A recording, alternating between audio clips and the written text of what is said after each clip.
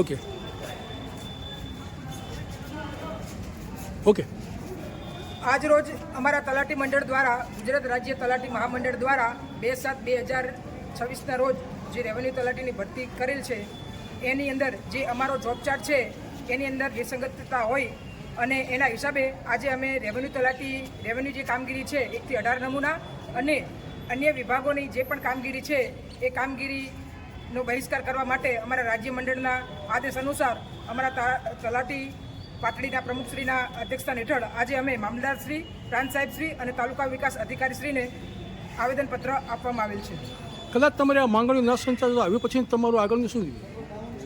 માંગણીઓમાં અમારા જે રેવન્યુ કામગીરીની બાબતોની જે માંગણીઓ છે એ આમ તો આપણે જોઈએ કે સરકાર છે એ મા છે અને કર્મચારી છે એના દીકરા છે, એટલે હર હંમેશ મા છે એ પોતાના દીકરીઓની માંગણી પૂર્ણ કરતી જ હોય છે.